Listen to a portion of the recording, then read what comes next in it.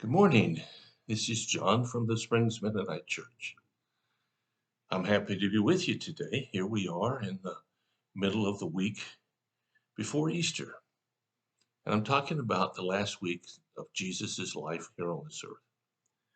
And today I'd like to share a passage with you from John chapter 15 and beginning with verse 12.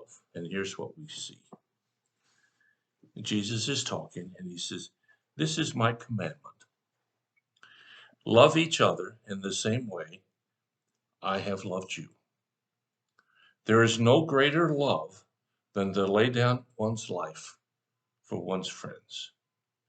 You are my friends if you do what I command. I no longer call you slaves because a master doesn't confide in slaves. Now you are my friends, and I have told you everything the Father told me. You didn't choose me, I chose you." Well, it's hard to imagine the dynamics of this week in the original time frame that it occurred. The Palm Sunday event had finished, and Jesus was welcomed as a king.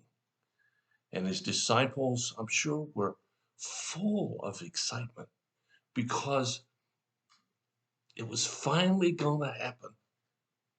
All of the problems were going to be wiped away. The hatred Romans are going to be gone. God's kingdom is going to be reestablished in a mighty way. Just look at the crowds and hear what they've said. And after 3 years of walking with Jesus and seeing him work miracle after miracle, telling things that nobody ever thought of before, we get to this week. Now, Jesus knows the end of this week and what's coming. The disciples don't. And so he's trying, I guess, to get in the last things that they need to hear. And I think consequently we need to hear. And that's where this passage comes in.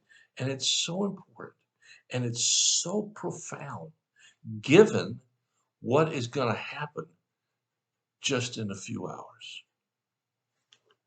Jesus says, "This is my commandment, that you love each other in the same way I've loved you."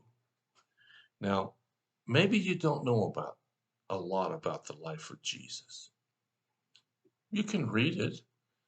Gospels of Matthew, Mark, Luke, John. You can read about this man who walked around the earth and changed everything. But for these 12 men who were his closest friends, I can only imagine the acts of caring and compassion he has showed them in the last 3 years. And so he says, "Look, you see how I've loved you? Love others the same way." And he said, "This is a commandment from me. And if you do what I say, we are called friends." And he goes on to give the ultimate exercise of love. He said, "There is no greater love than one lay his life down for one of his friends." Jesus knows. The disciples don't. Jesus knows that in a few days, he's going to die a horrible, horrible, excruciating death for the benefit of these men he's talking to here and all others throughout the world. And he's trying to explain this is the greatest example of love you could ever imagine. And not only is he going to say it here, in a few days, he's going to do it. So what does it mean to give of your life for your friends? Well, it could mean literally dying in their place. You see that on the battlefield in many places. We call them heroes. Somebody jumps on a grenade in order to protect the rest of the crew around them.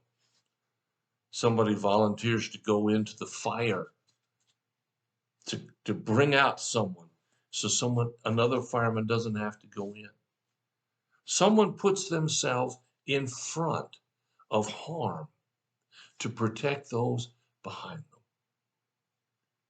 And Jesus says in here, you didn't choose me. I chose you. You see, Jesus is saying, I am going to give my life for you because I chose you. Who's the you? Well, initially, it's the 12 disciples here, but it's bigger than that. It gets explained in many places in the Bible. The you is all of mankind. That means you. Wherever you are in life, whatever you're doing in life or not doing, God chooses you. And he demonstrates that choice by dying on the cross for you. Now, I know there are people listening who don't give God the time of day, as they say. But that's all right. He still chooses you. And at any moment, you can choose to be his friend. And I would suggest that there is no greater honor than being called God's friend. It tops everything. It tops titles. It tops education. It tops material assets. It tops prestige. It tops everything. And God wants to call you friend. This time in his life demonstrated the depths to which God would go for you. That's what Easter's about. And I hope that you'll think about that today. Look at your own life. Think about what you do, what you say, what you don't do. Think about who's priority in your life. This man, Jesus, paid the ultimate price, as it said, so you don't have to. And that's what Easter's all about. Well, you think about it. I've got a couple more times before we finish this week. I hope you have a wonderful and great day. If you have a need or a concern, let us know. We'll do everything we can as fast as we can to help meet your needs. So until tomorrow, God bless you. I'll talk to you again.